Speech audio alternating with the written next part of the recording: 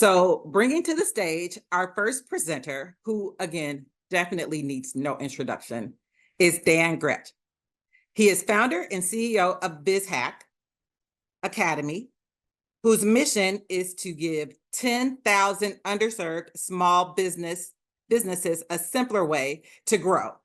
Dan is a Pulitzer Prize-winning former NPR and PBS journalist turned entrepreneur and educator. Dan trains business owners in the lead building system, a systematic approach to content marketing. Dan is an active member of the South Florida startup ecosystem. He started a scholarship program at BizHack for minority and women-owned businesses that has given out more than $250,000 in training to over 125 entrepreneurs. Welcome for a presentation on AI and more, Dan. Thank you so much, Kim, for this generous introduction. A couple quick notes before I launch in. First, Laura, I just want to acknowledge the work you've been doing in this community.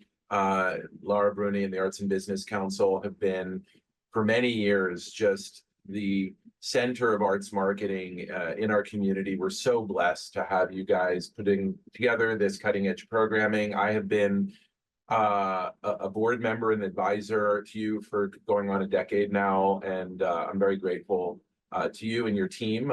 Just your excellence is so apparent in everything you do. I do these presentations all the time, and you guys are extraordinary. I also wanted to acknowledge Kim Hills and the Miami DDA and all the work that you guys are doing to support our community. And I don't want to give away too much, but I'm very looking forward to our work together in August. We're going to do 2 in-depth, in-person downtown sessions on AI for SEO content, one of the hottest topics in small business. AI is artificial intelligence. We'll talk about that here in a second. Today's presentation is about artificial intelligence and how you can use it to create stunning content for your small business, for your arts organization. And I think it's important to say that this is just the tip of the tip of the tip of the iceberg. And I've been asked to give kind of context to what is AI and how it can be used in the context of an arts organization's marketing. And I'm going to focus on helping you understand and kind of try to demystify the tools a little bit, and give you a little bit of practical advice on prompt engineering, and then share with you a really strategic approach to marketing that we've developed for small organizations that works really, really well. I'll stick to the 15 minutes and we can definitely take your questions during the Q&A. But I did want to acknowledge that, there's only so much we can accomplish in 15 minutes together. And I'm going to really focus on giving you the right context, because there's a lot of information and even mis or disinformation and a lot of fear still around AI. First, around AI, robots taking over the world, which, by the way, is not completely out of the realm of possibility. But also just AI as a tool and this sort of feeling of FOMO that so many organization leaders have, that they're behind. And I want to assure you that the fact that you're here today, the fact that you're listening to this presentation is like the first step to getting caught up and getting ahead. But I will say that, the train is leaving the station when it comes to AI tools, and you do need to engage. And it's mostly good news for arts organizations, because it's the most powerful efficiency tool in at least a generation and possibly ever. So with that, I want to talk briefly about how to use AI to amplify your arts marketing. We're going to talk about 3 things today. We're going to talk about how generative AI models work. What's generative AI? You'll understand that before the end of today. We're going to also talk about the context of who's building these tools, because that really matters in terms of issues like bias and ethics. Tips for writing prompts that pop. Prompts are the way that you communicate with chatbots, and it's a really key skill, at least for now. And then I want to give you some context on how to leverage a tool like ChatGPT, which is a generative AI tool built by a company called OpenAI, backed by Microsoft, in your arts organization to create content. So I had an extremely generous introduction, so I don't want to dwell on it, except just to say my background is as a journalist. And then for the last 10 years, I've been one of the leading providers of digital marketing and now AI marketing training in Miami-Dade County. And our mission is, and we're 50 more, organizations closer to this, is to help 10,000 organizations grow 10 times faster through AI-powered marketing and business storytelling, so you can multiply your impact. And we're going to talk today mostly about AI-powered marketing, but there's another tool in our tool belt that is so powerful for nonprofits. And so I want to model what I mean by business storytelling. And I'm going to do that by talking about myself, just to show you what I mean by business storytelling. So business storytelling is two components. The first is the story of me. This is the story of the founder, the CEO, the leader of the organization, and what is their personal reason for doing the work that they do. And then the core purpose, or the why, which is, why does that help make the world a better place? And so it's sort of why you do what you do and how what you do matters.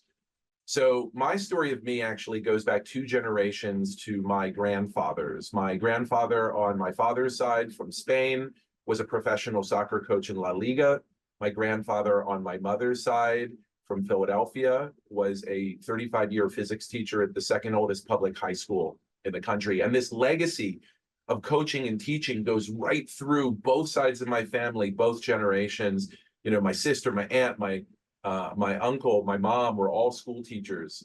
My dad, my sister as well, were professional soccer coaches. And I just felt, even as I was a journalist, compelled to teach and coach. It was just a part of who I was. And I didn't really fully understand it until more recently, that this is me living forward 3 generations of family legacy.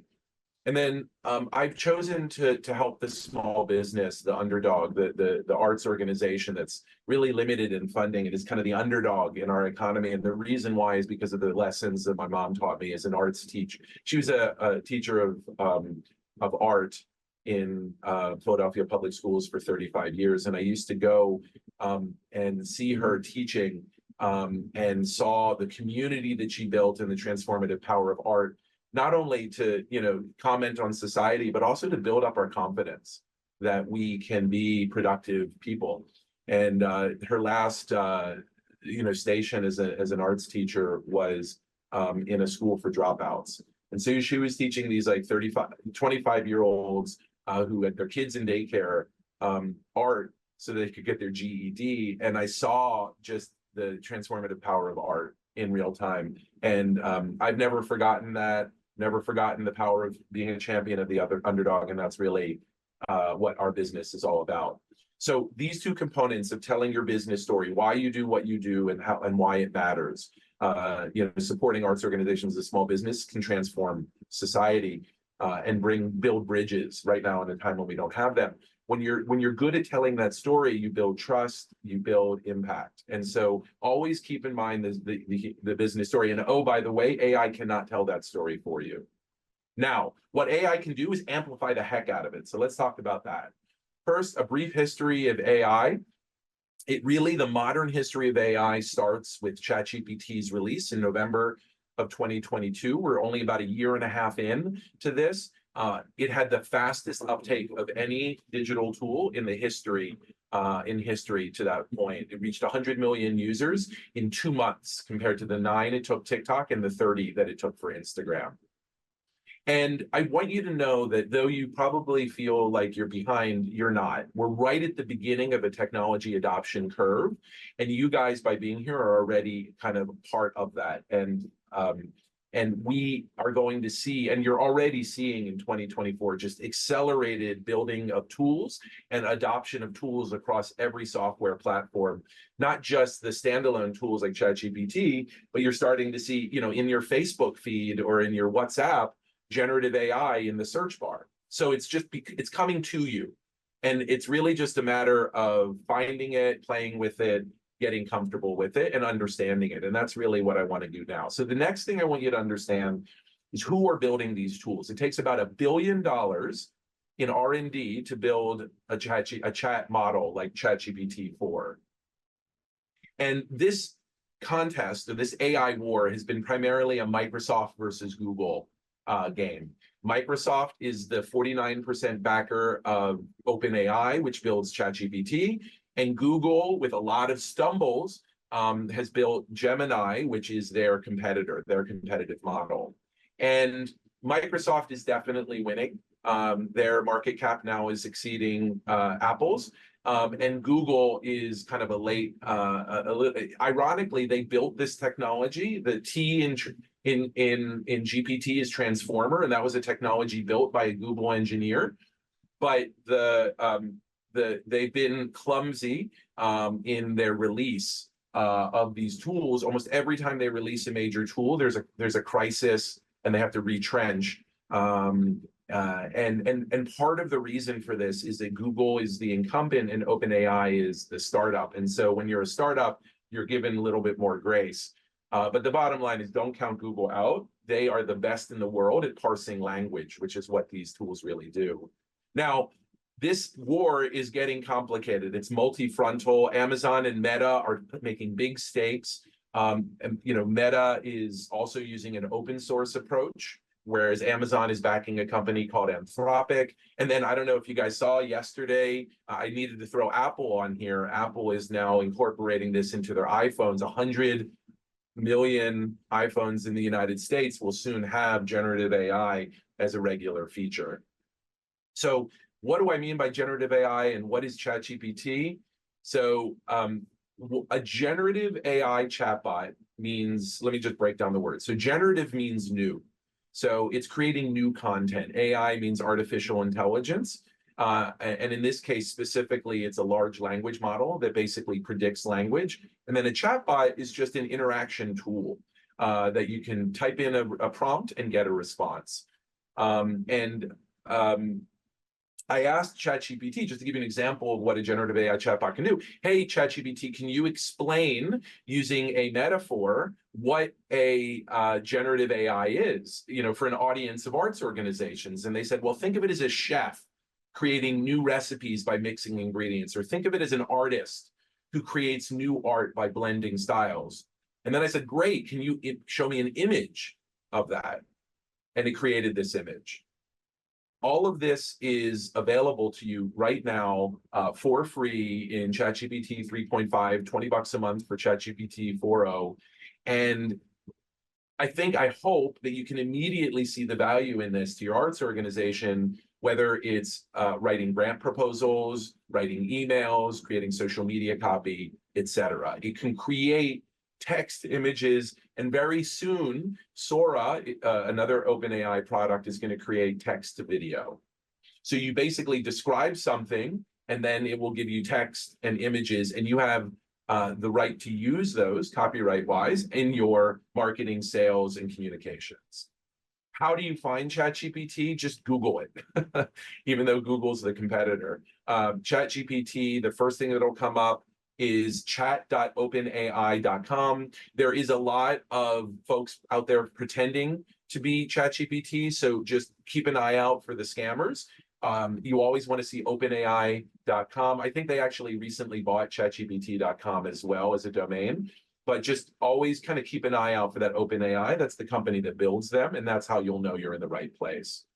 When you log in, you do need to give them your email address. And then off you go. As I said, the 3.5 version, which is what kind of blew up the world in November 2022, metaphorically speaking, the actual blowing up of the world by AI will happen later, is free.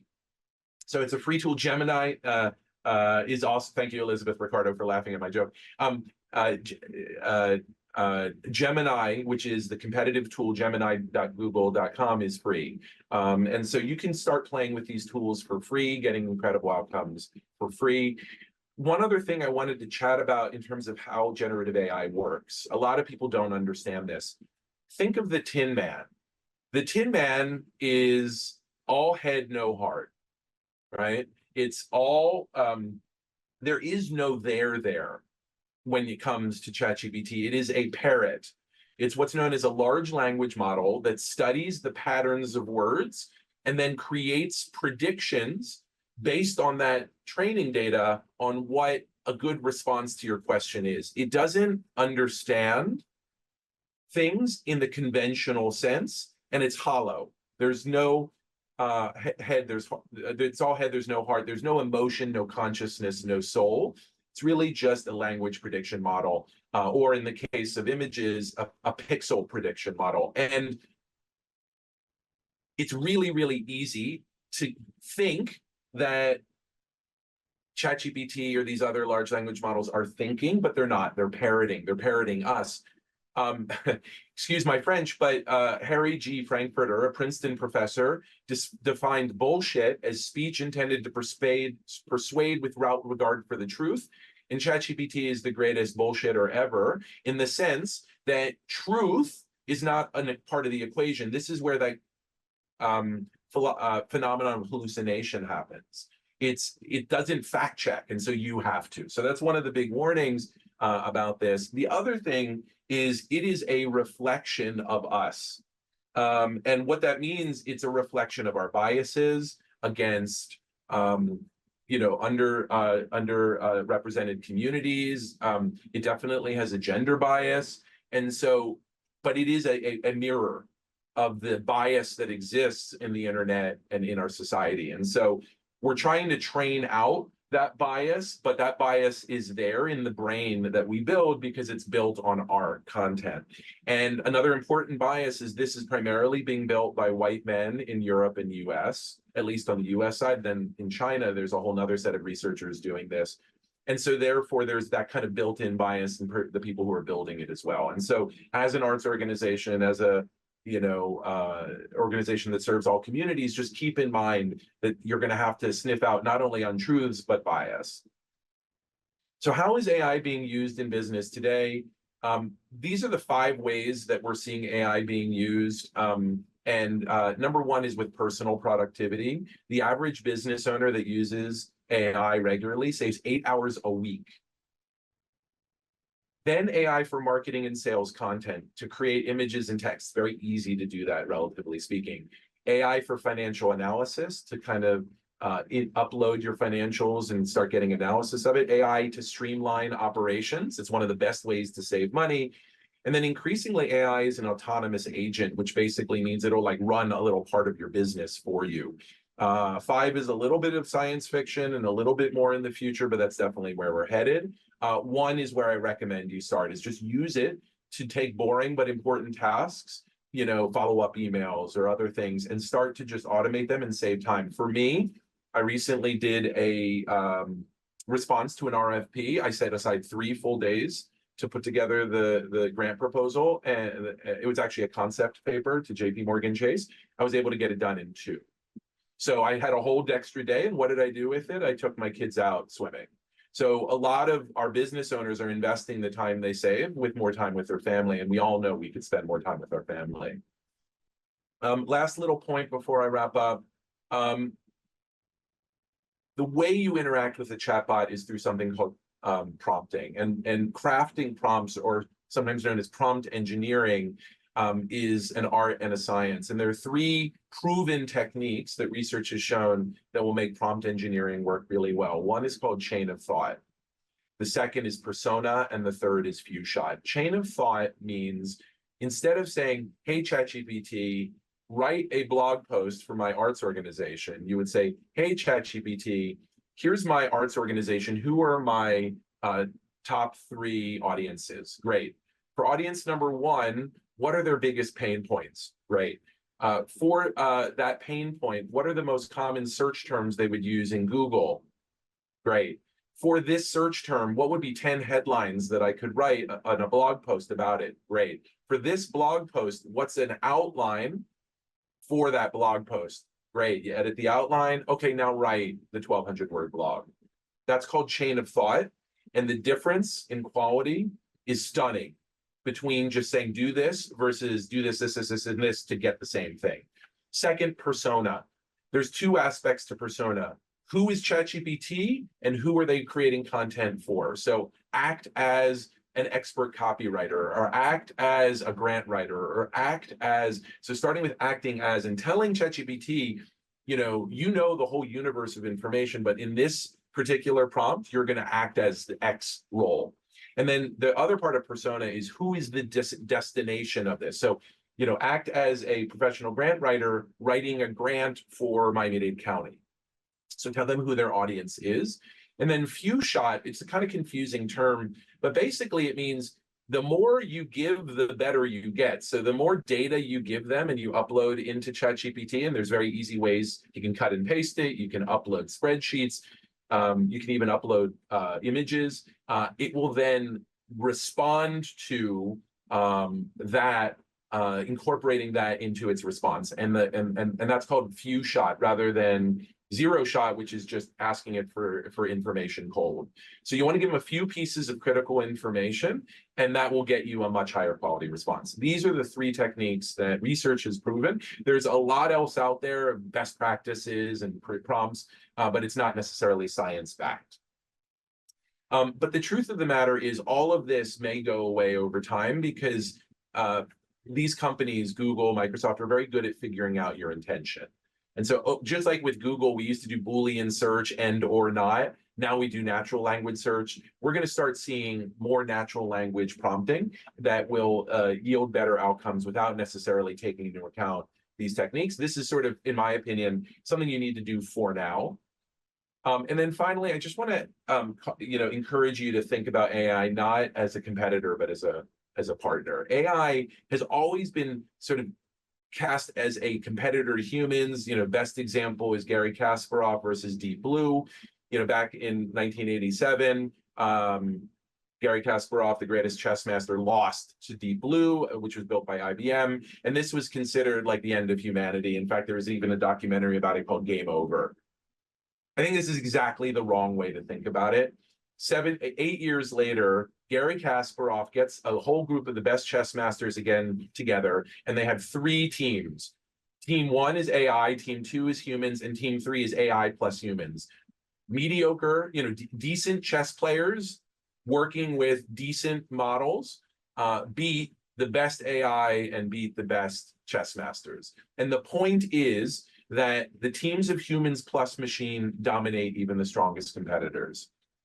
Walter Isaacson told about this story in his book, The Innovators, and he said, the future will belong to people who can best partner and collaborate with computers. And that is what I invite you guys to do, is to become partners with these incredible tools to support your arts organizations. Thank you so much for the opportunity. Dan, thank you. A little frozen. Okay. Thank you, Dan. And actually, let me be honest with you. You've actually made me feel more comfortable about AI, especially with them just announcing yesterday how much Apple is doing. This is right on time. So anyone with questions, again, we will be addressing them at the end during the panel discussion. So again, friendly reminder to drop those questions in the chat. Thank you for the questions that are already there.